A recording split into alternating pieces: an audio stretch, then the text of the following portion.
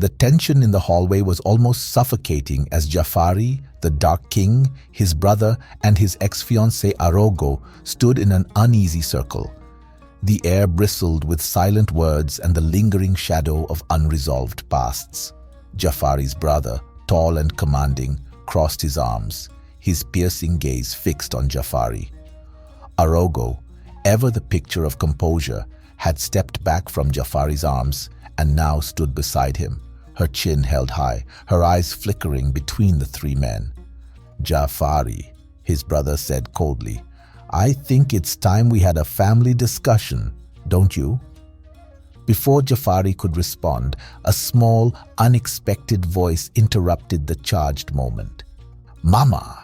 A boy, no older than 5, darted into the hallway, his feet pattering against the polished floor. His small frame moved with boundless energy as he threw his arms around Arogo's legs. Jafari froze, his breath catching in his throat. The child looked up at Arogo with a wide, innocent smile, then turned his curious gaze to the rest of the group. "Who's that?" the boy asked, pointing at Jafari with unabashed curiosity.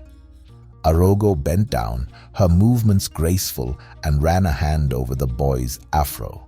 Her voice dripped with melodrama as she said, "This, my sweet boy, is your father." Jafari's world tilted, his mind raced, replaying memories of a time he had tried to bury. He stared at the boy, unable to reconcile the image of this vibrant child with the life he had left behind in Kenya. "My what?" Jafari's voice was barely audible. He turned to Arogo. "You were serious?" The boy inclined his head, his wide eyes filled with curiosity, and before his mother could answer, he said, "Are you really my papa?" The Dark King's expression darkened, his gaze snapping to Jafari. "Jafari," he said, his voice low and dangerous, "are you going to explain this?" Arogo straightened, her smile cool and deliberate. "Yes, Jafari, I was serious. I wrote to you. I told you about him 5 years ago. Perhaps you thought ignoring me would make him disappear." The Dark King's face hardened further. "You knew?" he demanded, his voice sharp. "You knew about this child and you never told me?" Jafari opened his mouth, then closed it again. The words caught somewhere between shame and fear. Finally, he admitted, I received the letter. I chose not to respond. I didn't think she was serious. I thought it was a way to try and lure me back home." The Dark King stepped back as though Jafari's words had struck him. "How could you keep something like this from me, Jafar, after everything we've shared?" The boy looked between the adults, his small face creased in confusion. "Mama, why is everyone yelling?" Jafari's mind spun as memories he had tried to forget surged forward. 5 years ago, he hadn't been the man he was now. Back then, he had been a scared prince living under the oppressive expectations of his family. His father had found out about his true self, his love for men, and had forced Arogo into his life. She had been beautiful, kind even, and he had tried for his family's sake. But love had never been part of the equation. The night they fumbled through an awkward and miserable attempt at intimacy had cemented the truth he already knew. He would never be a man who could love women. The next day, consumed by guilt and self-loathing, he had fled Kenya, leaving behind a letter to his father and to Arogo. The Dark King's voice cut through his thoughts. "You of all people, Jafari, I can't believe this." "I wasn't?" Jafari tried to speak, but words failed him. "I didn't." The Dark King's eyes burned with disappointment. Without another word, he turned and walked away, his heavy footsteps echoing down the hallway. Jafari's gaze dropped to the boy, who was still clinging to his mother. The child's eyes were wide, filled with questions he was too young to voice. And for the first time, Jafari saw a flicker of his own features in the boy's face. Arogo's voice was quiet but firm. "It's time for you to face what you left behind, Jafari, whether you like it or not." Jafari's hands trembled as he clenched them at his sides. He began, but the words refused to come still. Instead, he turned and walked away, the ghosts of his past trailing him with every step.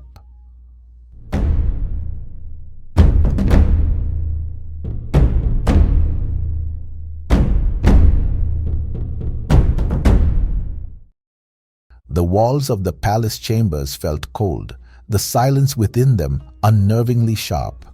Jafari stood in the doorway of their shared quarters, watching as the Dark King methodically strapped on his training gear. The deliberate movement spoke volumes, each buckle and adjustment a silent rebuke. Jafari's heart felt like a stone sinking in his chest as he finally found the courage to speak. "Senkatara, please," he began, his voice pleading. The Dark King's hands paused mid-movement before he resumed wordlessly, refusing to meet Jafari's gaze.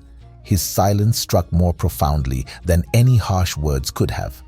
Jafari stepped further into the room, desperate to close the chasm between them. "I know I've hurt you. I know I should have told you, but I was scared. You have to believe me." Finally, the Dark King turned, his eyes blazing with anger. "Scared?" he repeated, his voice low and dangerous. "Scared enough to keep something this important from me? You let me believe we shared everything, Jafari. How can I trust you now?" The accusation struck Jafari with full force, and he flinched. He had no defense, no justification that could soothe the betrayal drawn into the Dark King's face. I didn't know how," Jafari stammered. "I didn't know what to do, what to say. I thought I could leave it behind, but I was wrong. I know that now." The Dark King shook his head, his expression a mix of anger and disappointment.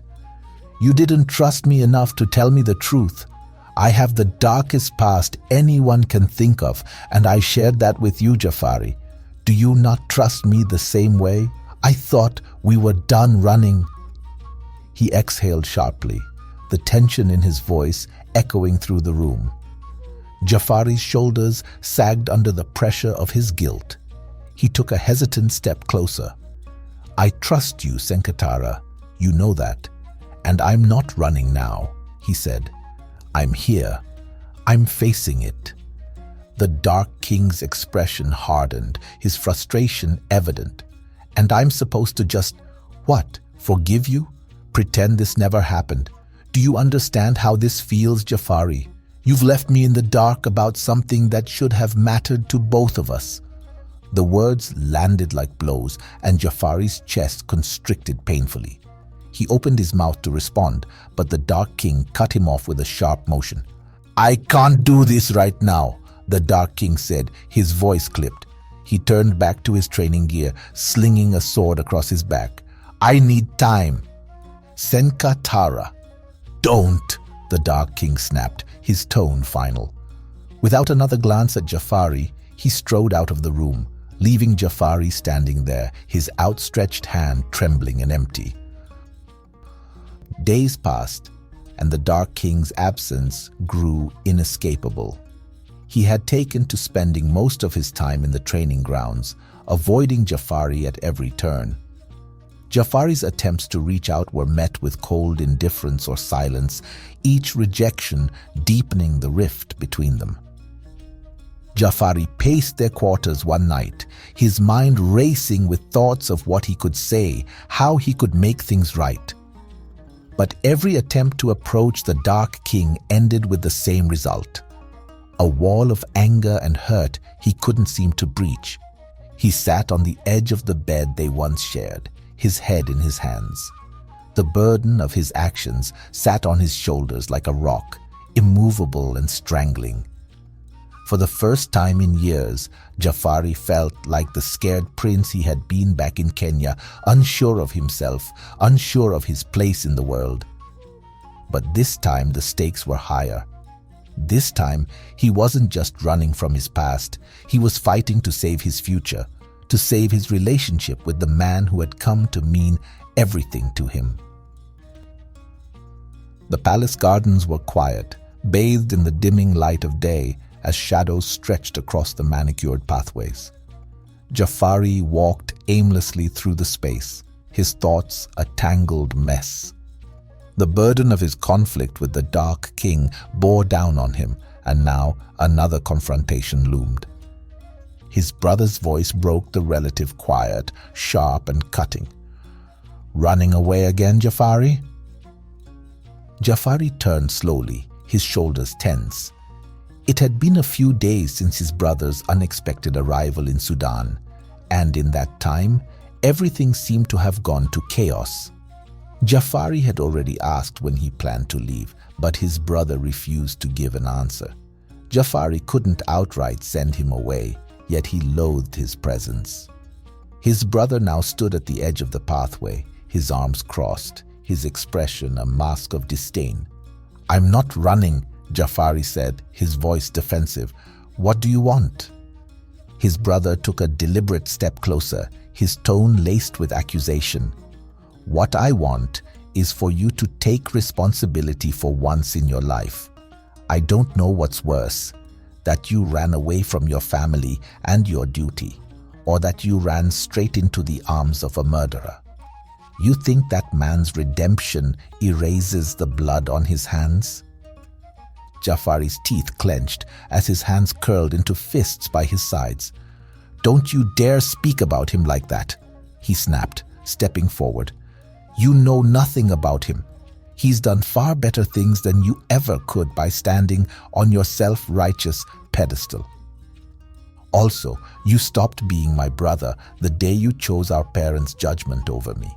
So don't come here now acting like you have the right to an opinion. You have no idea what I've been through, what I've had to sacrifice." "Sacrifice?" His brother scoffed, his tone dripping with sarcasm. "You call abandoning your responsibilities a sacrifice? You've been running from everything your whole life, Jafari. And now that boy has to grow up with the consequences of your cowardice. And Arogo, you left her pregnant and heartbroken and raising a child on her own." Jafari's breath caught, his anger boiling over. "You think I don't know that?" he shouted, his voice carrying across the garden. "You think I don't live with that every single day? I'm trying, damn it. I'm trying to make things right. But you only show up to point fingers and drag me down. You've been doing it since we were boys." His brother's glare softened for a moment, a gleamer of something unsaid passing through his eyes. But just as quickly, his expression hardened again. "You don't get to play the victim here, Jafari. Not when you left a trail of broken lives behind you." The tension between them was electric, both men standing toe-to-toe, their words cutting deeper than they realized. Jafari's chest heaved as he struggled to steady his breathing, his brother's accusations still ringing in his ears. After a long silence, his brother shook his head and turned away. "Figure it out, Jafari, for his sake, if not for yours." With a final glare, he turned on his heel and walked off, leaving Jafari standing alone in the garden, grappling with the harsh reality of his brother's words and the strain of his past mistakes. Above, the sky darkened as twilight deepened, and shadows began to creep over the palace grounds. Jafari exhaled shakily, his hands trembling as he tried to collect himself. For the first time, he allowed himself to think about his son, really think about him. A boy who had nothing to do with his past decisions, yet would bear the consequences all the same. The morning light filtered gently through the palace arches, illuminating the courtyard with a velvety radiance that danced across the cobblestone.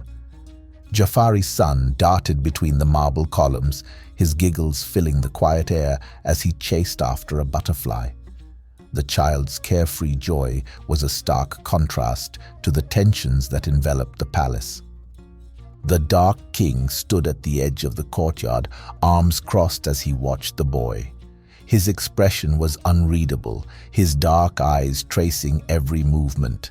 The boy's laughter softened something deep within him, though he resisted letting it show. "You," the boy said suddenly, pointing at the Dark King with an air of curiosity. "Are you really the king?" The Dark King blinked, momentarily taken aback. Then he nodded, his voice steady. "Yes, I am." The boy's face lit up as he skipped over, tugging at the Dark King's hand with all the determination of a child who didn't understand protocol. "My grandfather is a king too. He doesn't want to teach me how to be one yet. He says I'm too young. Can you teach me how to be a king?" he asked, his wide eyes brimming with hope. For a short while, the Dark King hesitated. His gaze fluttered toward the boy's small fingers wrapped around his own. There was something unnerving about how much the child resembled Jafari. From the shape of his nose to the bright, eager smile, it was as if the boy carried pieces of Jafari's essence in every fiber of his being. There was no denying that this was Jafari's kid. "It's not as easy as you think," the Dark King replied, kneeling to meet the boy's gaze. "Being a king requires patience, strength, and a lot of hard work."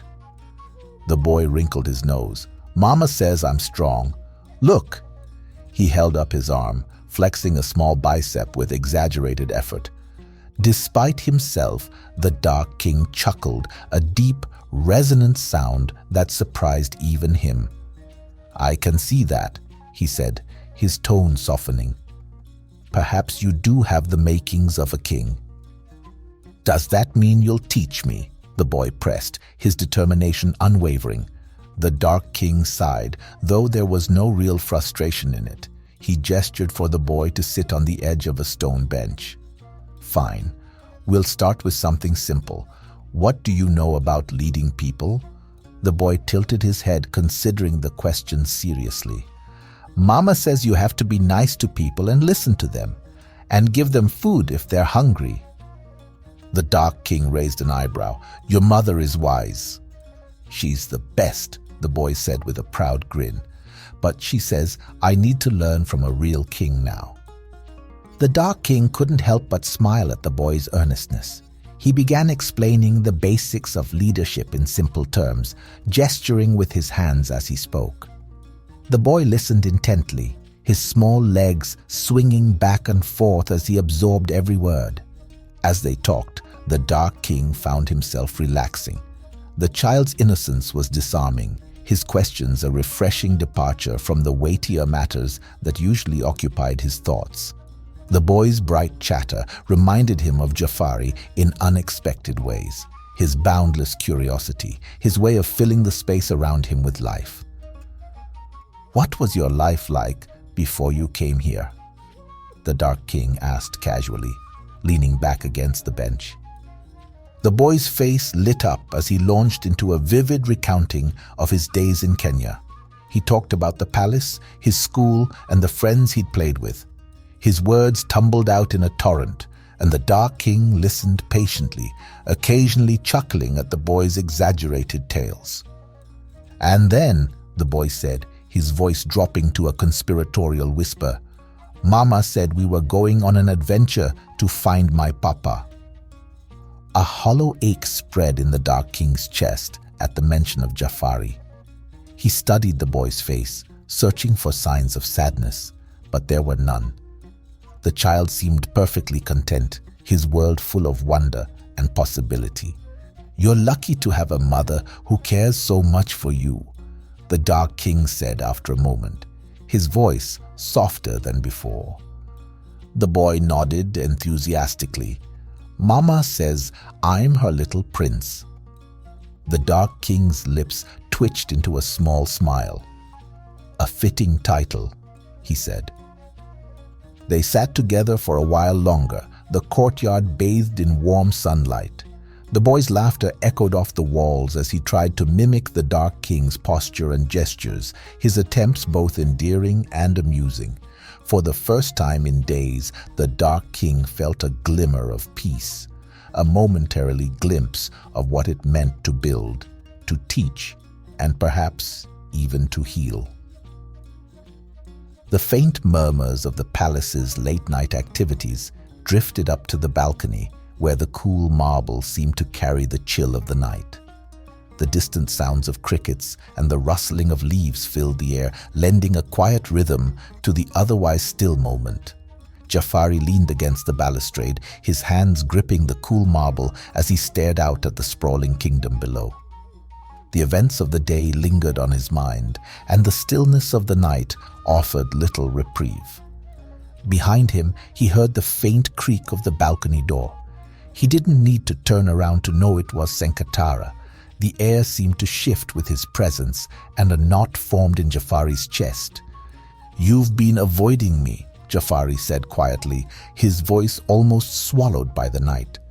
The Dark King's footsteps were slow as he crossed the balcony. He stopped a few paces away, his tone measured. "I needed time to think." Jafari turned to face him, his eyes searching the Dark King's face for a hint of the warmth that had once been so familiar. "And have you?" he asked, his voice full of vulnerability. "Have you thought about us?" The Dark King's expression was indecipherable. "This isn't about the child, Jafari," he said, his voice low. "It's about you. I thought I knew all of you, but now I wonder, what else have you kept from me?" Jafari's heart sank. He had known this moment was coming, but the sting of it still cut deep. He took a deep breath in and told the Dark King everything that happened in Kenya before he decided to run away. "I was so afraid back then, Senkatara," he admitted, after baring his soul to the Dark King. "Afraid of losing my family, my reputation. I was under so much pressure, so I ran. I'm not making excuses for my actions, but I thought running would make the pain stop. And when I received the letter from Arogo saying she was pregnant, I panicked. I thought if I just ignored it, it would go away. I've been wanting to tell you, but I was ashamed you would think less of me, that you would see me as someone who runs from his responsibilities. I love the way you look at me, Senkatara. No one has ever looked at me like that, like I'm perfect, like I'm the center of the universe. I was terrified your opinion of me would change if you knew the truth, that I abandoned my unborn child. I'm so sorry, babe, truly." The Dark King's expression mellowed, but his voice still carried a tinge of hurt. "I trusted you, Jafari, with everything, and you kept this from me. Do you know how that feels?" Jafari stepped closer, his hands trembling as he reached toward the Dark King. "I do, and I hate myself for it. I hate that I didn't trust you enough to tell you sooner, but I was drowning in shame. I didn't know how to face it, how to face you." The Dark King's jaw tightened, but he didn't pull away. "You think I haven't faced shame? That I don't know what it feels like to be consumed by it? I burned my own kingdom to the ground, Jafari. I faced my demons. Why didn't you think I could help you face yours?" Jafari's voice broke as he responded. "Because you make me want to be better, Senkatara. And admitting this, admitting how deeply I failed, it made me feel like I was failing you too." For a long moment, the Dark King said nothing, his gaze searching Jafari's face. When he finally spoke, his voice was softer. "I don't need you to be perfect, Jafari. I need you to be honest. That's the man I fell in love with, the one who sees my flaws and stays anyway. That's the man I want to fight for." Relief flooded Jafari's features, though his eyes remained clouded with guilt. "I'll spend the rest of my life proving to you that I can be that man," he said, his voice trembling with emotion. "I'll fix this. I'll take responsibility, and I'll never keep anything from you again. I swear it." The Dark King studied him for a moment longer before nodding, the gesture small but meaningful. "We'll figure this out, together. But Jafari, don't ever leave me in the dark again." Jafari nodded fervently, his heart swelling with gratitude and determination. I won't. Not ever. As the cool night air wrapped around them, they stood close, their shared pain and promises creating a fragile bridge of understanding. Jafari stepped forward and wrapped his arms around Sankatara, pulling him into a firm embrace. The Dark King hesitated for a moment, then returned the hug, holding Jafari tightly. The night swirled around them, warm like their embrace. The palace courtyard was quiet, the soft hum of cicadas providing a gentle backdrop to the warm evening. Jafari and the Dark King stood side by side near a shaded pavilion, their gazes fixed on the boy who lay curled up on a woven mat, fast asleep. The child's tiny chest rose and fell in peaceful rhythm, a small hand clutching a worn cloth doll that he had refused to part with. Jafari exhaled deeply, his hands clasped together as he whispered, "I still can't believe he's mine." The Dark King turned his head slightly, his expression calmed by the dim light of the lanterns. "He's got your curiosity," he murmured. "The way he asks questions, the way he looks at the world. It's you all over again." Jafari smiled, his eyes misting. "I've missed so much of his life," he admitted. "I don't even know where to start." The Dark King's hand came to rest on Jafari's shoulder, the touch grounding. "You start here," he said simply, "by being present, by learning who he is, one moment at a time." Jafari's gaze lingered on his son, a mixture of awe and regret etched into his features. What if I'm not good at this?" The Dark King's voice was firm and kind. "You'll figure it out, just like you figured out how to love me. And I'll be here. You're not doing this alone." The words eased Jafari's mind, taking away some of the doubt that gnawed at him. He turned to the Dark King. "Thank you, Sankatara, for everything." The Dark King's lips twitched into a smile. "I'm just as new to this as you are. We'll make mistakes, but we'll make them together." The two men stood silently, hands clasped, watching the boy sleep. Though cracks still remained, the current peace between them felt enough, and Jafari knew it was time to make amends with his son's mother, to face the pain he'd caused her. He was uncertain how to go about it, but he was resolved to try. With the Dark King by his side, he felt like he could achieve anything. Thank you for watching. Stay tuned for more stories. Don't forget to like, share, comment, and hit the subscribe button.